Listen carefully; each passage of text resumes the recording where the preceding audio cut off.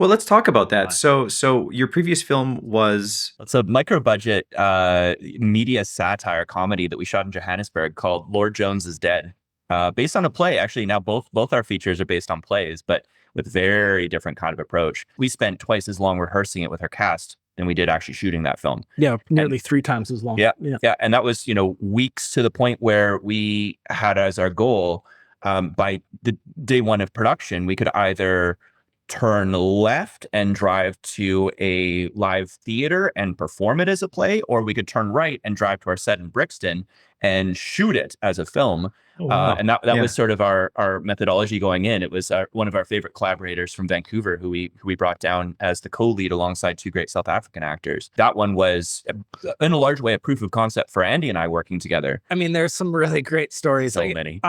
What's funny is that we, like Austin said, it was micro low budget. We were spending money of our own pocket. We mitigated the production.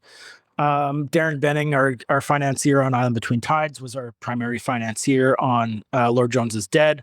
We had a television pre-sale through Super Channel, which, it's one of our favorite Canadian broadcasters to work with. They do a lot of our documentaries. We had a pre-sale through them that was ready to go. They obviously had some problems as we were going through, so we actually lost a chunk of our financing. Darren still wrote us a check so we could go through. And what's so unfortunate in my mind is I look back to the production of Lord Jones, which was, I wouldn't say equally as difficult as IBT, but it was so fun. Everything about the process was enjoyable, and not a lot about making IBT was enjoyable. And a part of that was that the stakes were so much lower because we were essentially playing around. We didn't have nearly as much money on the line. We weren't trying.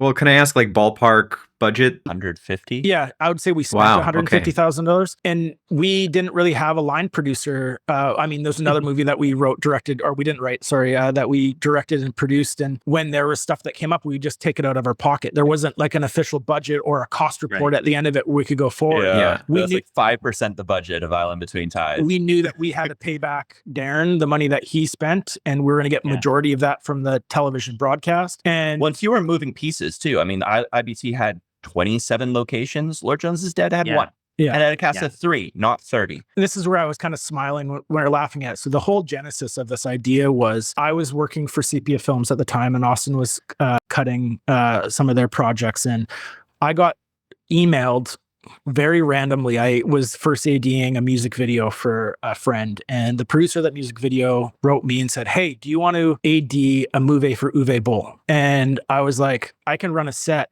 I don't know enough about running a film set." She's like, "Well, it's going to be a little bit different. We're going to shoot this in 6 days. It's primarily one location." There was more than one location, but she kind of painted it in a way like, you can get through this. From what I've heard about you and what you did on the music video, you're going to be able to do this. And the content of the movie, I didn't love. It wasn't something that I really wanted to do. And then talking to Austin, he was like, "You should do this." But the primary thing is they're going to shoot it in 6 days. And a lot of it was going to be improvised. They had an outline kind of, it was like shooting an episode of Curb Your Enthusiasm, from what I understand. There's a lot of explosions and stunts, and there's all kinds of stuff. Yeah, there was a lot going on. And ultimately, Austin talked me into it, and I took the time off of work to go do it. And I came out with these great stories of, working with Lachlan Monroe and seeing this guy who had done all sorts of huge projects before to love Lachlan. He was incredible. And he was someone that I had watched a lot before. And I'm in the movie. Uwe Boll kills me. It's one of those things where it was this real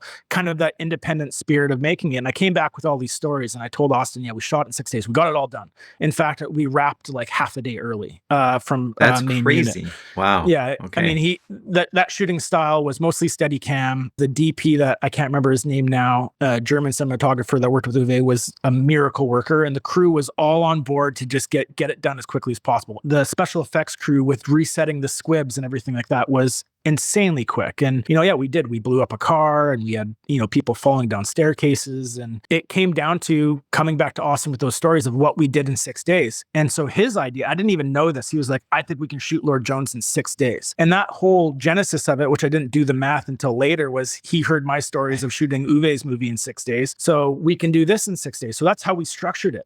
And, we got bang for buck. The same reason why so many productions go to other countries is, you can pay your crew slightly less money for the day's work. So we had a fully functioning film crew for 6 days on our budget, and we scheduled the whole film for all of the morning scenes were going to be filmed in the mornings of those 6 days, all of the evening scenes, because the movie takes place over a course of one day. And it scheduled out just perfectly. And we got really lucky in many cases. And we did our first kind of splinter unit where we ended up dividing and conquering with 2 cameras at one point. But just like everything else, a steady cam dropped on the road and we had to spend, an hour rebuilding the camera. At one point, the sun wasn't right. So we had to sit down and wait for the sun to move. To say nothing of how the movie's set during the hottest day of the year in Johannesburg. And we were shooting in the middle of winter. And the first couple hours every day, we were seeing the actor's breath. And so we'd often have to shoot shots that wouldn't feature that, or tell them, just don't exhale too much as you're saying your line. Give them a cold drink that would cool down their breath.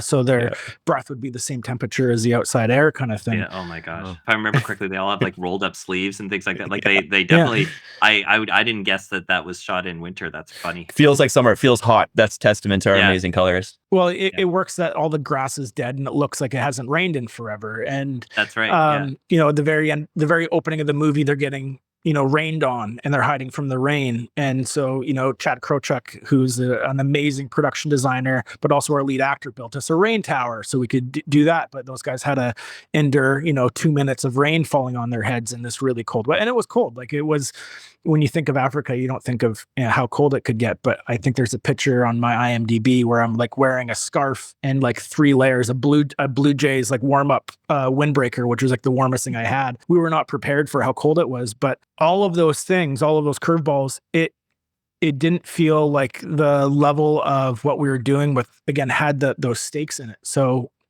for us working as directors, it was such a good litmus test of, is this going to work? How does the other person function under great pressure? Are they solutions oriented, like what we were just talking about with Josh, where, it's not oh, woe is us. However, will we do this? Oh, we're such victims. Yeah. And so many people, that's the first place that they go. And I think something we both appreciate so much about the other person is, okay, well, what do we have to do to get the essence of what this is supposed to accomplish? If we have to pivot or do a quick rewrite on the fly, here's the story point that we need to communicate. Here's what needs to come across.